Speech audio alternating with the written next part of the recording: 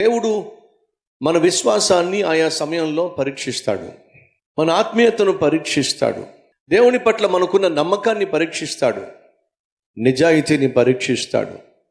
ఆ పరీక్షలో మనం విజయం సాధిస్తే మన జీవితంలో అంతకంటే శ్రేష్టమైన ప్రతిఫలాన్ని కూడా ఇస్తాడు.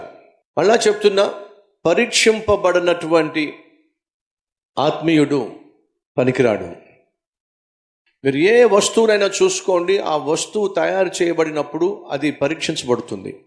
ఆ వస్తువు తయారైపోయిన తర్వాత చివరికి వచ్చేసరికి క్వాలిటీ టెస్ట్ అని ఉంటుంది.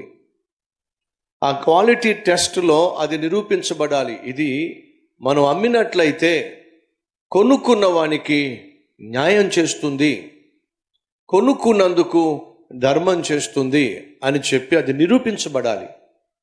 దాన్నే క్వాలిటీ కంట్రోల్ అంటారు, లేదా క్వాలిటీ టెస్ట్ అంటారు. మీరు ఇప్పుడు కూరగాయల షాపుకి వెళ్ళి మీరు వంకాయలను పరీక్షిస్తున్నా, బెండకాయలను పరీక్షిస్తున్నా, దొండకాయలను పరీక్షిస్తున్నా, వాటిని మామిడికాయలను పరీక్షిస్తున్నా, ఆలోచన చేయండి.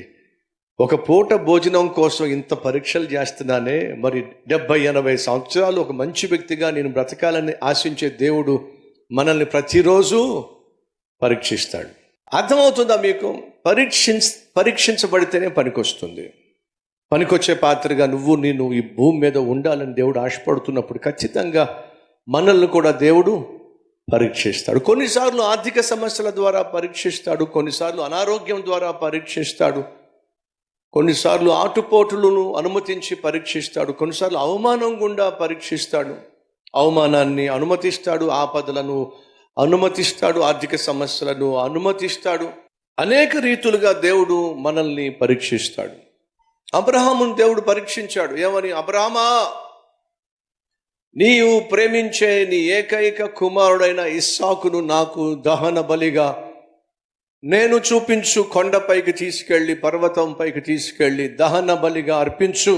అదేంటి ప్రభువా, లేక కుమారుణ్ణిచ్చావు?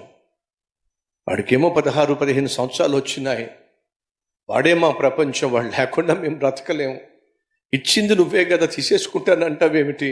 ఇది ధర్మమా అని కూడా ప్రశ్నించలేదండి.